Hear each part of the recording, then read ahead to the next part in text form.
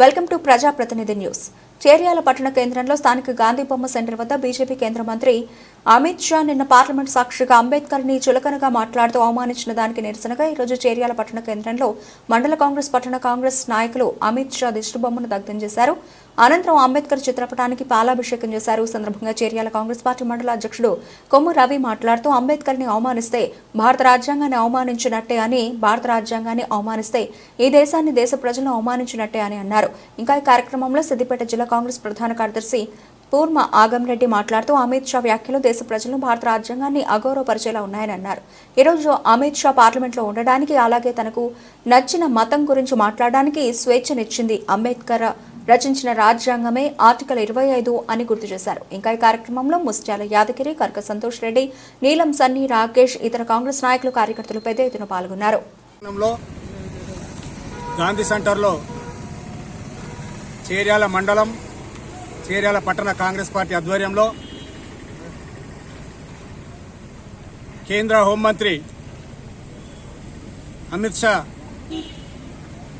గారు నిన్న పార్లమెంట్లో మన రాజ్యాంగ ప్రదాత అయినటువంటి డాక్టర్ బాబాసాహెబ్ అంబేద్కర్ గారిని అనుచితమైన వ్యాఖ్యలు చేసినందుకు ఈరోజు ఇక్కడ వారి యొక్క బొమ్మ కాలబెట్టడం జరిగింది.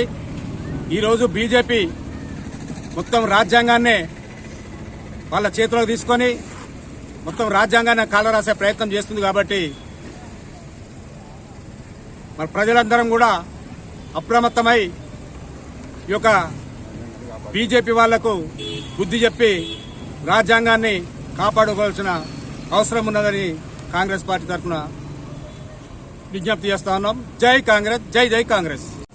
కొమ్మూరు ప్రథమ రెడ్డి గారి ఆదేశాల మేరకు చేర్యాల మండలంలోని మరియు కాంగ్రెస్ చేర్యాల పట్టణంలోని వివిధ గ్రామాల నుంచి కాంగ్రెస్ కార్యకర్తలు ఇక్కడికి వచ్చి అమిత్ షా గారి బొమ్మ కాల్చడం జరిగింది. మరియు అంబేద్కర్ గారికి పాలాభిషేకం చేయడం జరిగింది.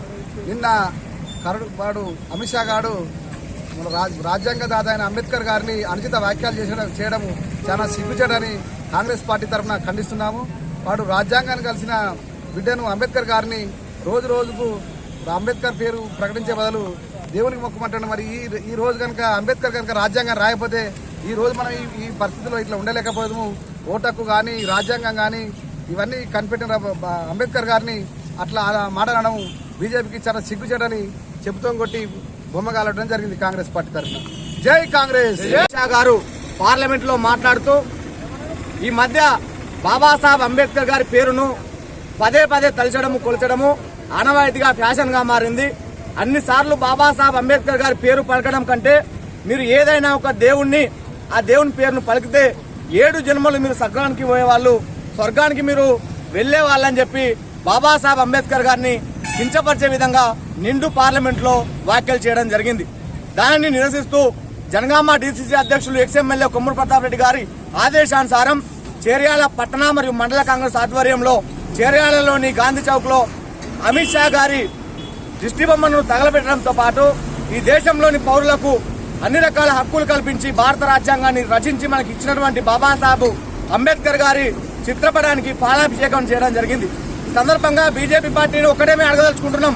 ఈ దేశంలోని ఎస్సీ, ఎస్టీ, బీసీ, మైనార్టీ వర్గాల్లోని పేదలందరూ ఇవాళ స్వేచ్ఛగా, శాంతియుతంగా, ఆర్థికంగా, రాజకీయంగా, సామాజికంగా అన్ని రంగాల్లో రాణిస్తుంటే, రాజ్యాంగ ఫలాలు అందుకుంటే మీకు ఎందుకు ఈ విధంగా ఇబ్బంది కలుగుతా ఉన్నది? ఎందుకు పదే పదే మీరు రాజ్యాంగం మీద, రాజ్యాంగాన్ని రాసిన అంబేద్కర్ మీద ఈ విధమైనటువంటి అనుచిత వ్యాఖ్యలు చేస్తున్నారో చెప్పవలసినటువంటి సమాధానం చెప్పవలసిన బాధ్యత మీ మీద ఉందని చెప్పి తెలియజేస్తూ, దేశంలోని అంబేద్కర్ వాదులారా, మేధావులారా ఆలోచన చేయండి. బాబాసాహెబ్ అంబేద్కర్ గారు ఏ వర్గానికో, ఏ కులానికో, ఏ మతానికో, ఏ రాష్ట్రానికో రాజ్యాంగాన్ని రచించలేదు. దేశంలోని సబ్బండ కులాలకు, అన్ని మతాలకు, అన్ని ప్రాంతాలకు సమన్యాయాన్ని, రాజ్యాంగ ఫలాలను, ప్రభుత్వ హక్కులను, దేశంలోని సంపదను పంచిపెట్టాలనే ఉద్దేశంతో రాజ్యాంగాన్ని రచించి మనకు హక్కులను ఇవ్వడం జరుగుతుంది. కాబట్టి ఆయన కాపాడుకోవాల్సిన బాధ్యత, ఆయన ఆలోచనను కొనసాగించాల్సిన బాధ్యత, భారత రాజ్యాంగాన్ని కాపాడుకోవాల్సిన బాధ్యత మనందరి మీద ఉందని చెప్పి తెలియజేస్తూ, ఖచ్చితంగా బాబాసాహెబ్ అంబేద్కర్ గారి యొక్క అడుగుజాడలో నడుస్తాం. రాజ్యాంగం జోలికి ఎవరు వచ్చినా, వాడు ఎంత పెద్ద వేదావి అయినా లేదా రాజకీయ నాయకుడైనా ఎట్టి పరిస్థితుల్లో వదిలిపెట్ట బోమని చెప్పి ఈ సందర్భంగా తెలియజేస్తూ జై భీములు తెలియజేస్తా ఉన్నాం. జై కాంగ్రెస్.